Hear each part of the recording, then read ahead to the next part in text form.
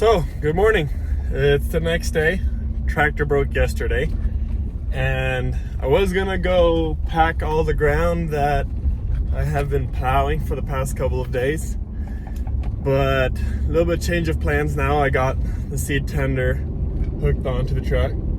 Gotta drive this down back to town, fill it up with rye, and then bring this back over here. And then I gotta drive back to the same spot where I'm filling it up with rye. Get the tractor, bring that over here, hook on our seed drill, and then plant some rye around our fields to keep it from blowing. Every spring it usually tends to blow pretty hard. Usually get 30 to 40, sometimes even 50 mile an hour winds constantly. So around here, having nice wheat around our fields sure helps a lot to keep it from blowing. So that's what I'm gonna head over there. That's what I'm gonna do right now. And maybe if I have time, maybe I'll go.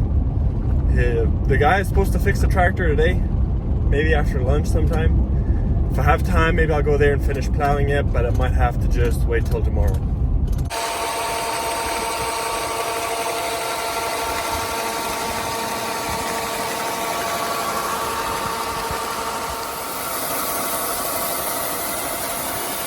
Loading rye.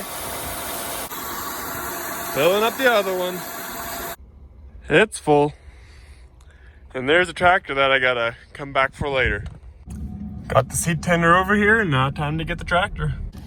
So, quick change of plans. I'm headed back to town anyway, and my brother actually needed some new bolts and some new shanks. A couple of them broke, so he needs a few more of those. So before I get the tractor, I'm gonna head here into town, get some new shanks and bolts. I'm also gonna pick up my dad. He was hauling bales with our semi. I'm actually gonna pick him up. The semi's getting some work done at a mechanic shop. So I'm gonna pick him up, drop him off at his truck, and then I'm gonna hop in the tractor and then plant some wheat around the circles. Got all my parts, got the bolts. Let's go drive some tractor. And time to unhook the shredder. Unhooked. Hooking on the seed drill.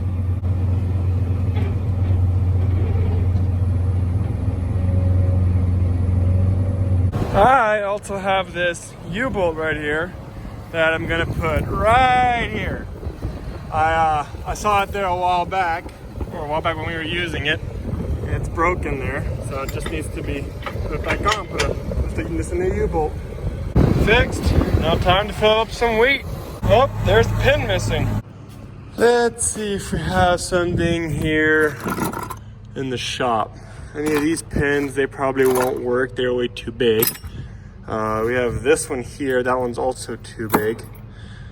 But maybe we can just put one of these in there for now. This should probably work. Yeah. And perfect. That'll work.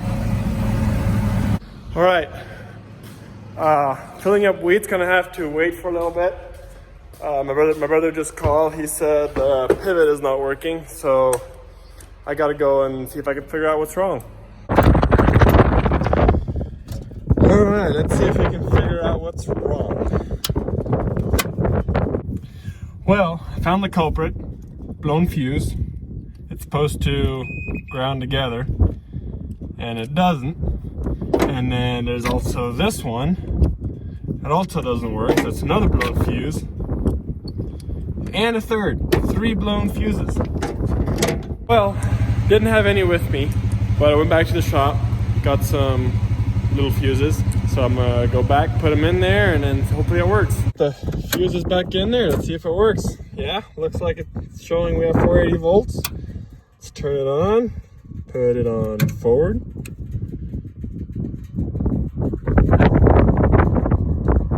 Looks like everything's working. Yep, it works. All right, now time to fill it up with wheat. Filling it up with wheat. Let's go plant some wheat. It's working pretty good. As you can see right here, we have a pretty sandier spot. There's a little bit of weed around the circles that we planted quite a while ago, actually, maybe a month and a half, 2 months ago. It's growing and growing pretty nicely. And now with this next little bit of wheat around this wheat that's already grown here, we should not have a problem with it later blowing a lot of dust. Usually this is an area where there's usually a big pile of dirt and all piled up everywhere, and it's a pain to work with. So like this, we can keep our fields a little cleaner, not so much wind blowing everywhere, and it's a whole lot nicer to drive around too. And done. Time to head back to the shop. Unhooking the seed drill. So the plan is now to put some duals on this tractor. We are done using it for just single tires the way we're using it now. So I gotta go. We have spacers back there. Gotta put some spacers on here to where the tire screws on about right here, maybe a little further. And then that way it's set to 36-inch row crop. And then we're gonna use it we're gonna put a lister bar on it and use it to make some, what do you call it? Nice little beds for planting next year anyways.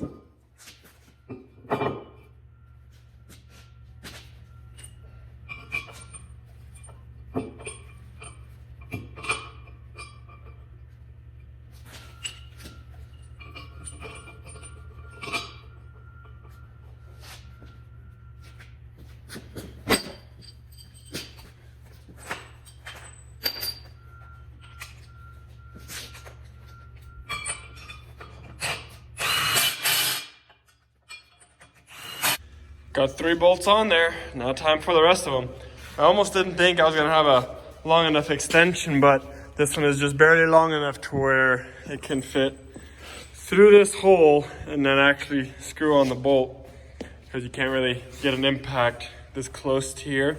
So having a little extension is actually really nice. I thought I was gonna have to use everything with the brake over, but I think I'll still come behind everything else with the brake over and then just see if I can tighten them a little bit more, because I wouldn't want that to all of a sudden come off.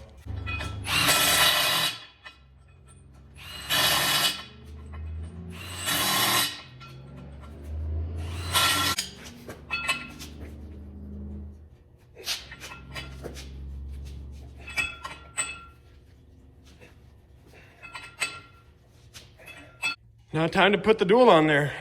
And one main reason why I also use the brake over is because with using an extension, it's called, the impact loses some of its power through the extension into the socket that goes to the bolt. So using a little brake over, it doesn't do it no harm. It's tighter, not too tight, but I still put it a little bit tighter to where it's definitely gonna stay. Jacking it up.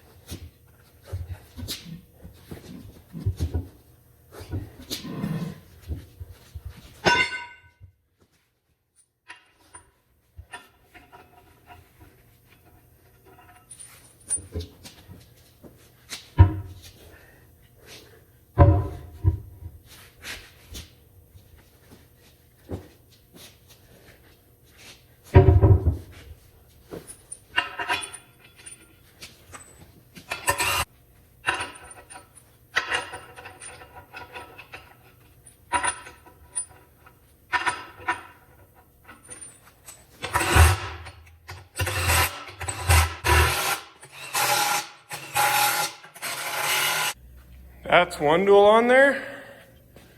Now time for the next one. And done. Let's go hook on that lister bar. Now just to find out which one it is. There's a couple different ones. I believe this first one here is a sand fighter bar. The next one is a rod weeder. I don't know what this one is. I believe it's that one, that yellow one right there. I'm gonna go check.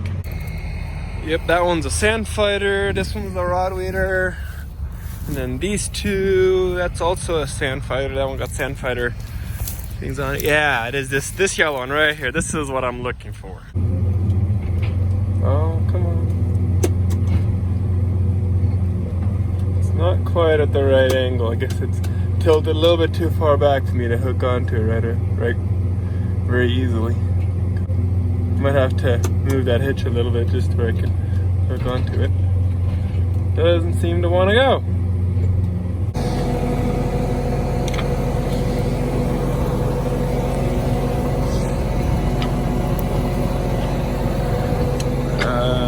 One more time, just for good measure.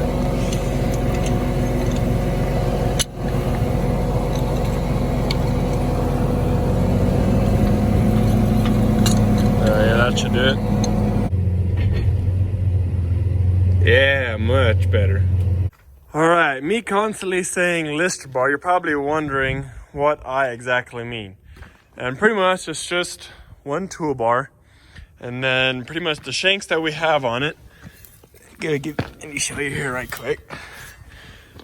It pretty much goes into the ground, and these side panels right here on these different, what you call them, sweeps? I guess they're just different kinds of sweeps, I guess.